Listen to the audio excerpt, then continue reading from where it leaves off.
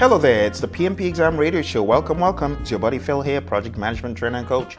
We've got a goal to get done with all the knowledge areas. Now, we may not get done entirely in the time frame I was thinking, but for sure, we're just going to keep pounding on these knowledge areas until they are one and done. So let's go on to the next one. It's schedule management.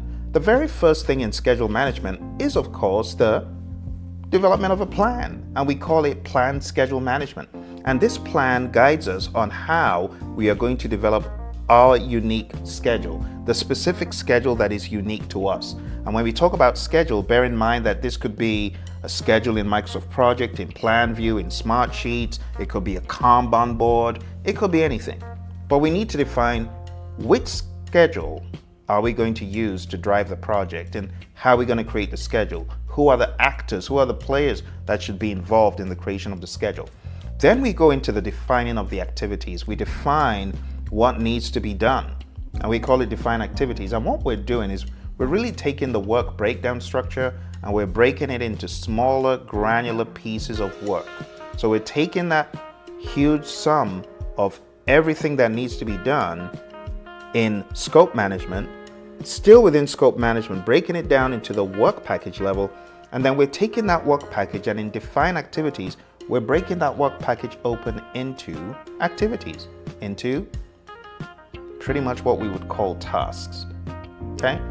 The next thing that we do is we sequence the activities. We put them in the logical order of occurrence, and we make sure we make the linkages, the connections, so that all the activities are linked accordingly with the different relationship types.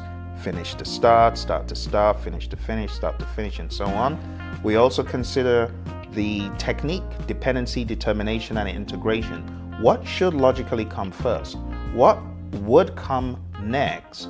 Or what are we expecting to be an external dependency for this task? And so on and so forth.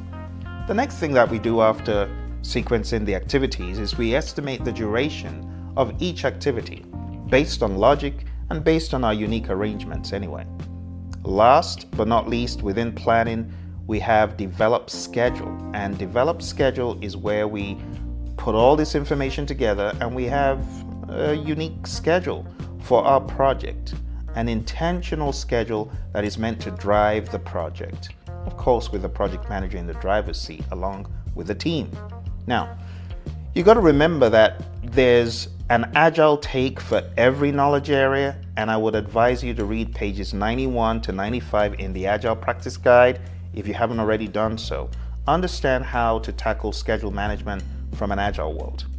All right, so we're done with the planning processes within schedule. We're jumping all the way to the right of the table to the monitoring and controlling process group where we have control schedule. And control schedule is where you, the project manager, prevents overruns, schedule delays.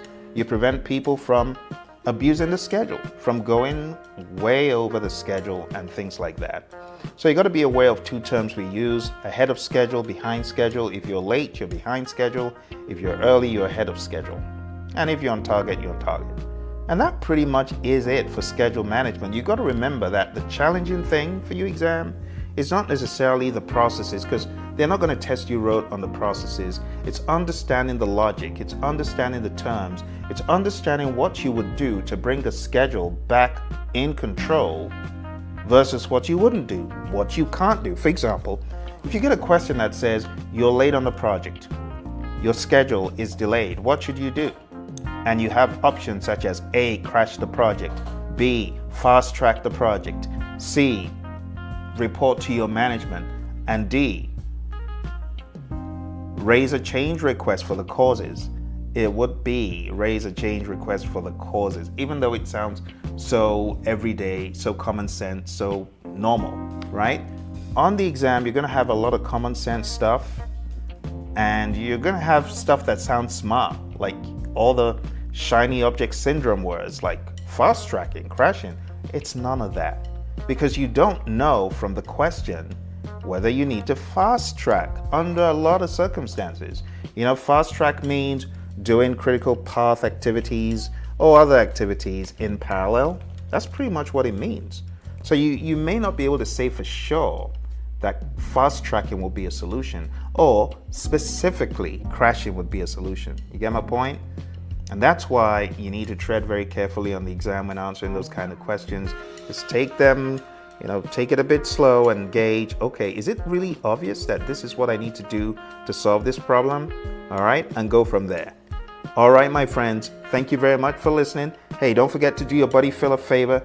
Hit like if you've enjoyed this podcast, and don't forget to tell someone else about it. Okay, I wish you all the best on the test. I'll see you in the next episode. Take care and bye for now.